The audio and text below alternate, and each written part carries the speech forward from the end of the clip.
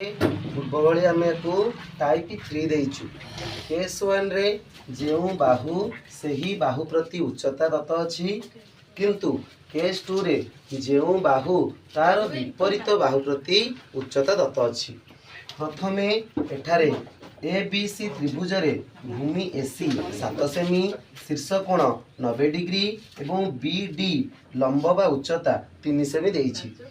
जो भूमि एसी से भूमि एसी प्रति बी डी उच्चता देइछि, किंतु एठारे भूमि बीसी 7 सेमी एवं शीर्ष कोण ए 60 डिग्री, किंतु बी उच्चतार दैर्घ्य 6.3।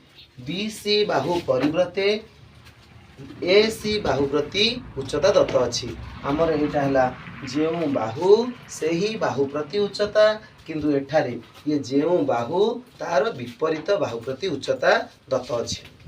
अंकनर प्रणाली अनुसार आम प्रथमे भूमि एसी अंकन करवा, जोटा 7 सेमी। शीर्ष कोण जेहेतु 90 डिग्री, 90 माइनस 90 0 डिग्री, दुई बिंदु रे कौनसी कोण अंकन करने को पड़ो नहीं।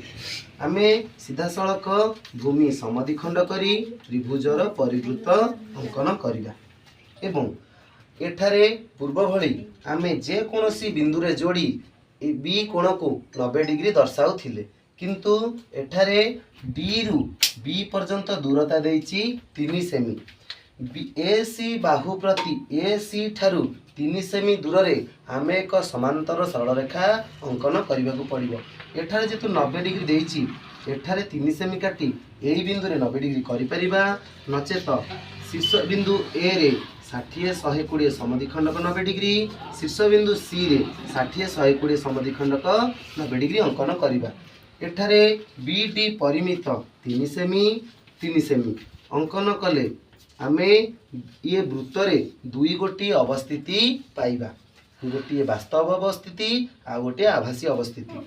आमे जो शीर्ष बिंदु पाइबा एको बी डैश देबा एवं ए आउ सी सहित जोग करिबा। ये आमे पूर्व क्लास रे मध्य एही प्रकार अंकन करिथिलु जे भूमि एसी रु 3 सेमी दूर रे एक समांतर सरल रेखा अंकन होईछि, ଯେଉଁଠାରେ ଦୁଇ ସମାନ୍ତର ସରଳ ରେଖା ମଧ୍ୟରେ ଯେତେ ଗୋଟି ରେଖାଖଣ୍ଡ ଅଙ୍କନ କରାଯିବ ସମସ୍ତେ ସମ ଦୈର୍ଘ୍ୟ ବିଶିଷ୍ଟ ହେବେ ଏବଂ ଉଚ୍ଚତା ବିଡି ମଧ୍ୟ 3 ସେମି ହେବ। କେସ୍ 2 ରେ ଆମେ ଯେଉଁ ବାହୁ ଦେଇଛି ତାର ବିପରୀତ ବାହୁ ପ୍ରତି ଉଚ୍ଚତା अंकित କରିବାକୁ ଦେଇଛି। अंकनर प्रणाली अनुसार प्रथमे आमे बीसी परिमित भूमि अंकन करवा।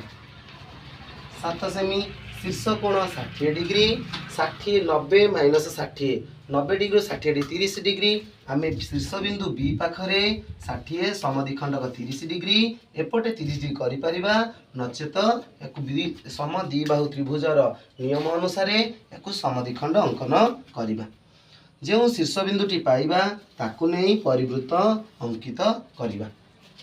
एबे आमको जे कोनोसी बिंदु रे जोड़ी देले आमे एठारे ए कोणर परिमाण 60 डिग्री पाइजिबा, किंतु उच्चता बी अंकन करने को पड़िबो।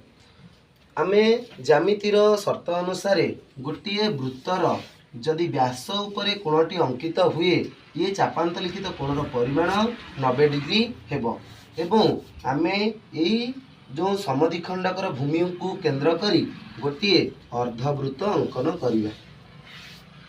बी रु ई पर्यंत दूरता 6.3 सेमी। ताले बी शीर्ष बिंदु रे कंपास मन रखी 6.3 चाप काटिबा।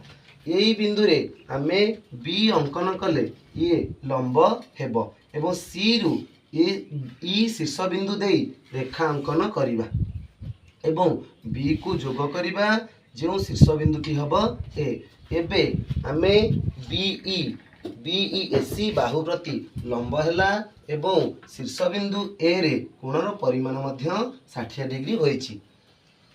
एई कॉन्सेप्ट को व्यवहार करी आमे जदि फरक देखि परिबा, ये जो बाहु से ही बाहु प्रति उच्चता, ये जो बाहु तार विपरीत बाहु प्रति उच्चता। पूर्वपरी आमर अन्य जो दुईटी प्रश्न रही 7 नंबर 7 नंबर से उच्चता अंकन करने देइछि जो बाहु जे सही बाहु प्रति उच्चता एवं 10 नंबर प्रश्न अच्छी अंकन जोटा कि अंकन संभव ज्यामितिक प्रणाली अनुसार अंकन संभव हो पारु नाही।